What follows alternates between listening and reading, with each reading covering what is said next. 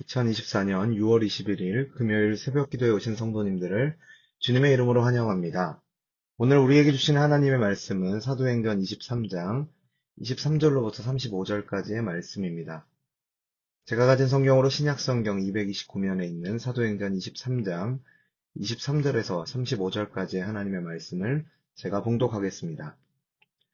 백부장 둘을 불러 이르되 밤 제3시에 가이사랴까지 갈 보병 200명과 기병 70명과 창병 200명을 준비하라 하고 또 바울을 태워 총독 벨리스에게로 무사히 보내기 위하여 짐승을 준비하라 명하며 또 이 아래와 같이 편지하니 일러스되 글라우디오 루시아는 총독 벨릭스가 각해 문안하나이다. 이 사람이 유대인들에게 잡혀 죽게 된 것을 내가 로마 사람인 줄 들어 알고 군대를 거느리고 가서 구원하여다가 유대인들이 무슨 일로 그를 고발하는지 알고자 하여 그들의 공회로 데리고 내려갔더니 고발하는 것이 그들의 율법 문제에 관한 것뿐이요 한 가지도 죽이거나 결박할 사유가 없음을 발견하였나이다. 그러나 이 사람을 해하려는 관계가 있다고 누가 내게 알려주기로 곧 당신께로 보내며 또 고발하는 사람들도 당신 앞에서 그에 대하여 말하라 하였나이다 하였더라. 보병이 명을 받은 대로 밤에 바울을 데리고 안디바드리에 이르러 이튿날 기병으로 바울을 호송하게 하고 영내로 돌아가니라.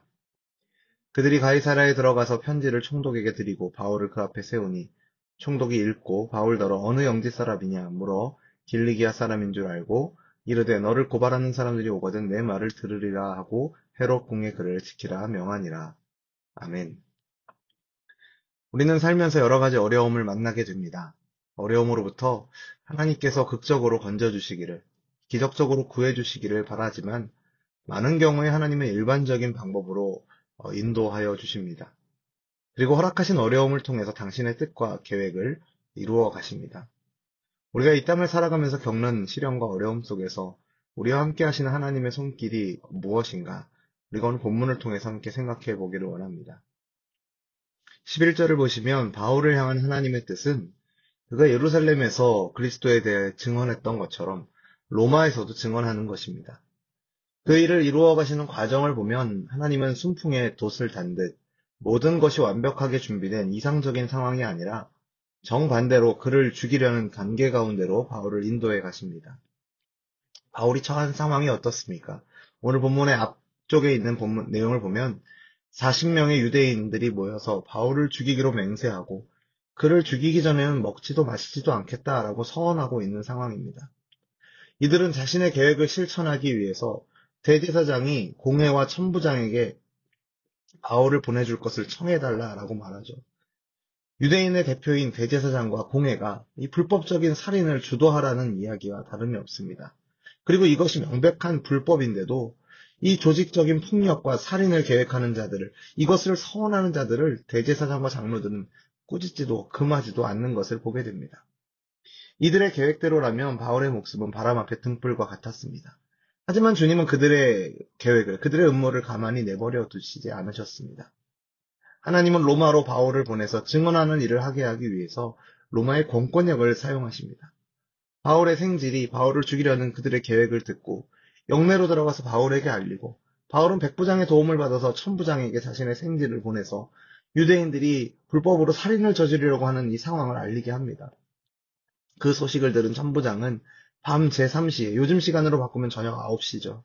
가이사랴까지 갈 보병 200명과 기병 70명과 창병 200명, 총 470명의 군사들을 준비시켜서 바울을 가이사랴에 있는 총독 벨릭스에게로 보내려고 합니다.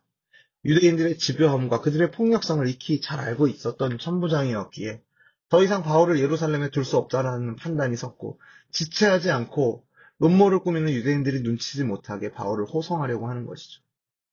천부장은 나름대로 주어진 임무를 수행하면서 로마의 시민권자인 바울의 최소한의 권리를 보장하고 그를 지키기 위해 행했을지 모르겠습니다만 하나님은 천부장과 로마의 군대를 동원하셔서 바울의 목숨을 보호하시고 그를 로마로 향하는 길에 한 걸음 더 내딛게 하시는 것을 보게 됩니다. 로마에서 복음을 전하라는 하나님의 뜻을 이루기 위해 바울은 아이러니하게도 로마의 공권력의 보호를 받게 되는 것이죠. 하나님은 모든 상황을 통해서 당신의 뜻을 이루어 가시는 것을 우리가 보게 됩니다. 천부장의 도움이 아니었다면 바울은 유대인들에게 살해당했을 것입니다. 하나님은 죽음의 위기에 빠진 바울에게 천부장을 보내셔서 그를 구원하십니다. 하나님을 믿는 사람들의 삶 가운데 어려움이 생기는 것은 이상한 일이 아닙니다. 더군다나 복음을 전파하는 데 있어서 핍박과 환란이 따르는 것은 이상한 일이 아닙니다.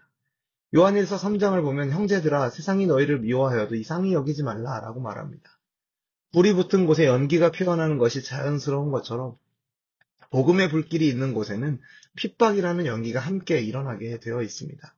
하지만 하나님은 때를 따라 돕는 은혜를 베푸셔서 복음을 증거하는 자들, 복음을 살아내는 자들을 보호하고 지켜주십니다. 필요하다면 이해되지 않는 기적적인 방식을 동원해서 보호하고 지켜주십니다. 그렇지 않은 많은 경우에 하나님은 준비하신 사람들의 손길을 사용하셔서 당신의 백성들을 보호하십니다. 오늘 본문의 내용이 바로 그와 같습니다. 오늘 본문에서 유대인들의 음모가 더욱 교묘하게 진행되기에 천부장은 바울의 안전을 자신이 더 이상 감당할 수 없음을 알았습니다. 그래서 바울을 총독 벨릭스에게로 보내기로 하죠. 천부장은 총독에게 바울에 대한 편지를 쓰면서 그의 무죄를 증언하고 바울을 해하려는 음모를 알리는 것으로 자신의 역할을 다합니다.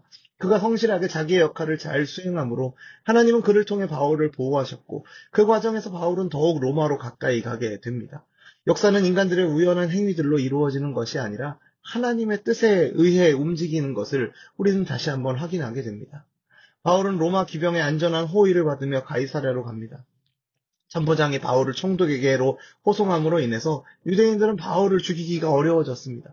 그 누구도 바울을 해하거나 죽일 수 없는 상황이 된 것이죠. 유대인들의 관계와 음모가 아무리 치밀하고 무서울지라도 하나님은 그것들을 패하시고 한 번에 무용지물로 만드시는 것을 오늘 본문을 통해서 우리가 보게 됩니다. 유대인의 핍박으로 바울은 로마로 향할 수 있게 되었습니다. 더 이상 바울을 예루살렘에 머물지 못하게 로마로 가는 외길을 만들었던 것이죠. 하나님은 바울에게 오직 로마로만 가는 길을 그 길만을 열어두시고 그 길로 바울을 인도하시고 그 길로 바울을 몰아가고 계십니다. 하나님은 당신의 뜻대로 이루어 가시는 분이십니다. 사람이 하나님의 인도를 피하거나 외면할 수 없습니다. 바울은 가이사랴의 헤롯궁에 구금되죠. 헤롯궁은 헤롯 대왕이 지은 궁전이고 요새이기도 합니다. 이곳에 안전하게 바울은 감금되어서 재판을 기다리게 되는 것으로 오늘 본문은 끝을 맺습니다. 그가 로마로 가기 전까지 신변 안전을 보장받게 된 것입니다. 이렇게 하나님은 사명을 주신 자를, 사명받은 자를 지키시고 보호하시는 분이십니다. 유대인들은 암살단을 조직해서 그가 더 이상 복음을 전하지 못하도록 막으려 했으나 오히려 하나님은 그들의 계획을 폐하시고 바울을 로마로 보내어 복음을 증거하는 일을 하게 하려고 그를 인도하시는 것을 우리는 보게 됩니다. 하나님의 뜻이 하나님의 방법에 하나님의 때에 이루어지는 것을 우리는 오늘 본문을 통해서 보면서 오늘 우리도 복음을 입술로 전하고 삶으로 복음을 살아내는 우리의 삶의 걸음 속에서도 하나님께서 동일하게 크신 섭리로 우리를 인도하고 계심을 기억해야 합니다. 우리를 통해서 이루고자 하신 하나님의 뜻은 반드시 이루어진다라는 사실을 기억하면서 신실하신 하나님, 우리와 항상 함께 하시며 우리를 보호하시며 인도하신 하나님을 찬양하시는 저와 여러분 되기를 주님의 이름으로 축원합니다. 기도하겠습니다. 하나님 아버지, 언제나 변함없는 사랑으로 우리와 동행하시고 우리를 지키시는 하나님 아버지, 그 사랑에 감사드립니다. 복음을 전하는 바울이 어려움을 만난 것처럼 오늘날 성도된 우리의 삶에도 예측할 수 없는 위협과 어려움들이 있습니다. 그런 어려움들을 통해서 사탄은 우리가 낙심하여 넘어지기를 바라고 우리를 위협하지만 우리와 함께 하시는 하나님께서 크신 지혜로 가장 좋은 방법으로 가장 안전한 길로 당신의 때에 우리를 지키시고 인도하시는 줄로 믿습니다. 복음을 증거하며 복음을 살아내는 우리의 삶 가운데는 고난이 따르게 되어 있지만 그 고난 가운데서도 우리의 생명을 지키시고 인도하시는 하나님, 그 고난까지도 사용하셔서 우리를 향한 당신의 선하신 뜻을 이루어 가신 하나님을 기억하며 찬양하는 우리가 되게 하여 주옵소서. 상황과 환경을 그리고 우리를 둘러싼 사람들을 두려워하고 주목하여 보는 것이 아니라 이 상황과 환경을 통해 그리고 이 사람들을 통해 인도하시고 일하실 하나님을 바라보는 믿음을 우리에게 허락하여 주옵소서. 예수님의 이름으로 기도드립니다. 아멘.